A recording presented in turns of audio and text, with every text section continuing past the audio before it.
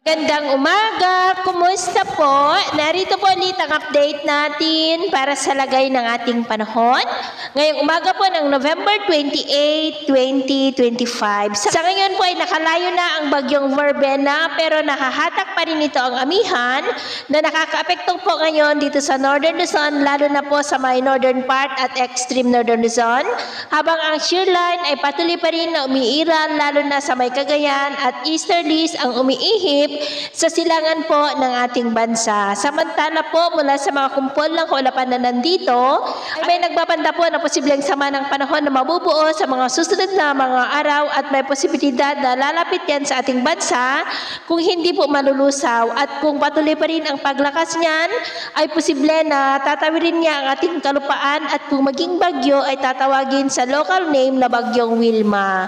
Pero paalala lamang po na maaari pa na magbago ang forecast na ito, lalo na at nasa malayo pa ang kaulapan na ating binabantayan. At sa lagay naman po ng ating panahon, ngayong madaling araw ay maayos naman ang panahon sa malaking bahagi ng ating bansa, pero may mga isolated rains pa rin sa ilang bahagi ng Cagayan, Apayao, Isabela, Infanta, northern part ng Palawan, ilang bahagi ng Bohol, Tawi-Tawi at Holosulu.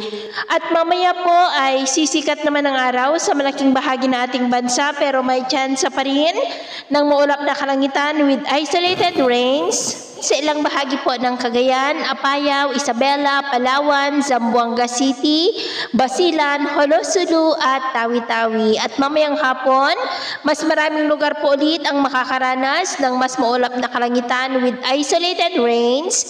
Kaya mag-ingat po tayo sa mga banta ng mga pagbaha at pagguho ng lupa.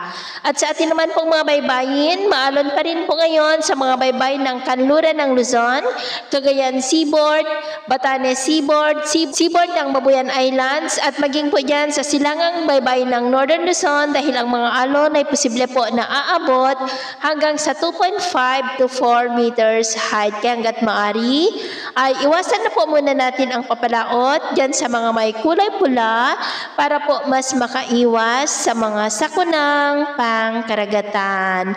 So yun po ng latest update natin sa araw na ito. Ako po muli si James na nagsasabing sa kahit na pagsubok po na darating sa ating buhay, huwag na huwag po tayong mawawalan ng pag-asa. Thank you and God bless!